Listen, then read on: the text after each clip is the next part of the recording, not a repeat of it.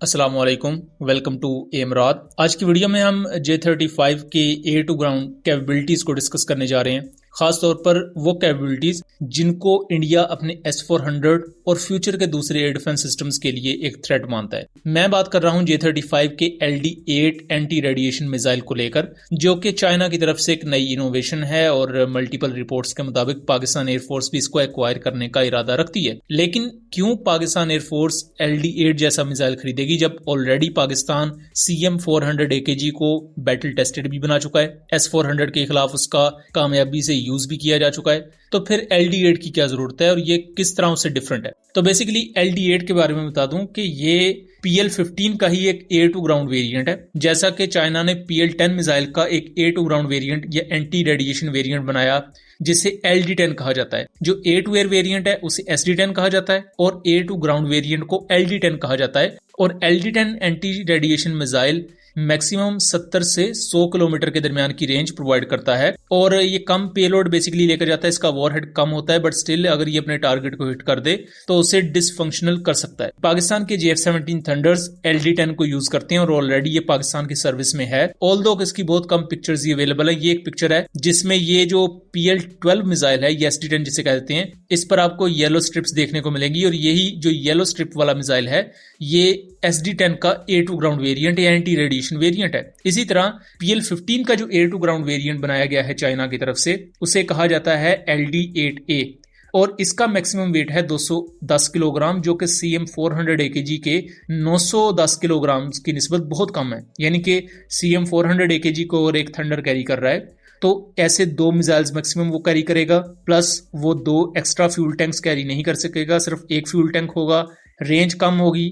इसके साथ साथ मैनूवरेबिलिटी भी CM-400 AKG को कैरी करते हुए थंडर की काफी हद तक डिमिनिश हो जाएगी या कम हो जाएगी। उसके मुकाबले में अगर वो LD-8 मिसाइल्स कैरी कर रहा है या PL-15 कैरी कर रहा है तो वो इसकी निस्बत काफी हल्की है CM-400 AKG की निस्बत। प्लस इनको कैरी करते हुए जो कंपेटेबल RCS है वो भी कम रहेगा थंडर का, और थंडर टाइट मनूवर्स भी एक हद तक परफॉर्म कर पाएगा क्योंकि ये CM-400 AKG की निस्बत ऑलमोस्ट आप कह लें कि 3 से 4 गुना हल्का मिसाइल है। अब इसकी डिजाइन फिलॉसफी क्या है कि CM-400 AKG में तकरीबन 150 से 200 किलोग्राम का ब्लास्ट या पेनिट्रेशन वॉरहेड यूज किया जाता है, जिसकी वजह से इवन बड़े टारगेट्स को भी डिस्ट्रॉय कर सकता है कंप्लीटली।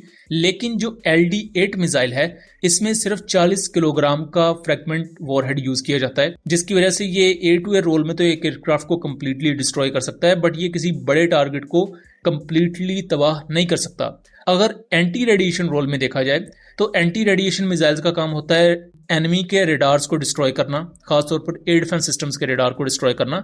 जैसे पाकिस्तान ने मई 2025 में S-400 के चीज बोर्ड रेडार्स को डिस्ट्रॉय किया था, तो वहां इवन ये जो थोड़ा वॉरहेड भी है, ये 40 किलोग्राम का वॉरहेड है, ये भी इनफ होगा एक रेडार को डिस्ट्रॉय करने के लिए या उसे इतना डैमेज करने के लिए कि वो काम ही ना कर सके। और एयर डिफेंस नेटवर्क में अगर आपके की रेडार्स काम करना छोड़ जाएं या वो हिट हो जाएं तो आपकी जितनी भी एयर डिफेंस बैटरीज हैं, चाहे उनके लॉन्चर्स हैं या उनसे जो कनेक्टेड लॉन्चर्स हैं, वो मिसाइल लॉन्च ही नहीं कर सकते, और अगर वो लॉन्च कर भी लें तो उन्हें गाइड ही सही तरीके से नहीं करवाया जा सकेगा। अब ये जो LD-8 मिसाइल है ये J-35 के साथ जब पाकिस्तान को मिलेगा तो इसके दो बड़े फायदे हैं। पहला तो इंटरनल बे में J-35 से कैरी कर सकता है, प्लस CM-400 AKG को इंटरनल बे में शायद J-35 कैरी नहीं कर सकता।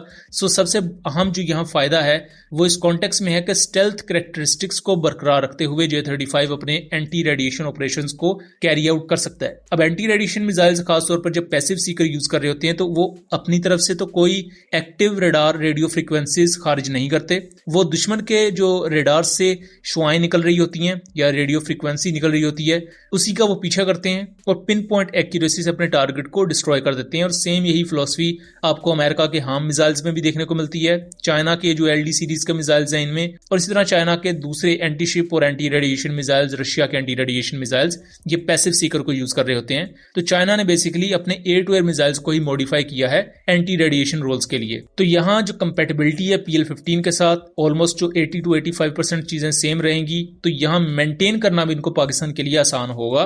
प्लस यही मिसाइल पाकिस्तान के J-10C और थंडर्स भी ज्यादा तादाद में कैरी कर सकते हैं। अगर इसकी मैक्सिमम रेंज की बात की जाए तो CM-400 AKG की निस्बत कम रेंज मिलती है। मतलब CM-400 AKG अगर आपको 290 किलोमीटर की मैक्सिमम रेंज प्रोवाइड करता है तो वहीं LD-8 LD8 की मैक्सिमम रेंज आपको मिलेगी 170 से 200 किलोमीटर तक की, जो कि एक हद तक CM400 AKG से कम है। बट J35 चूंकि इसे कैरी कर रहा है तो J35 स्टेल्थ कैरेक्टरिस्टिक्स कैरी करते हुए इन्हें दुश्मन के एरिया के अंदर जाके लॉन्च कर सकता है, जिससे आपको इंटेंडेड रेंज से ज्यादा रेंज भी मिल जाती है। आप एनिमी के एरिया में डीप पेनिट्रेशन करते हुए एनिमी के की रेडार्स को डिस्ट्रॉय कर सकते हैं।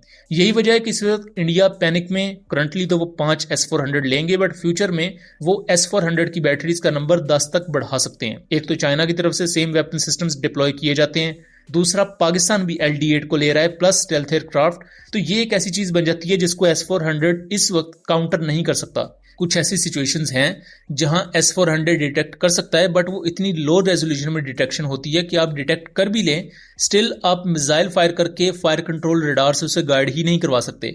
सो दोनों सूरतों में S400 डिटेक्ट करे स्टेल्थ एयरक्राफ्ट को या ना करे, J35 को एज रहता है। और यही चीज है जिसको लेकर इंडिया में कंसर्न्स भी पाए जा रहे हैं कि पाकिस्तान को LD8 एंटी रेडिएशन मिसाइल्स मिल रहे हैं। सो दोस्तों, ये था एक एनालिसिस। उम्मीद करता हूं चीजें क्लियर रही होंगी। वीडियो पसंद आई हो तो इसे ज्यादा से ज्यादा शेयर कीजिएगा ताकि इस तरह की मजीद इन्फॉर्मेटिव वीडियोस हम आपके लिए लेकर आ सकें। मिलेंगे अगली वीडियो में, तब तक के लिए अल्लाह हाफिज।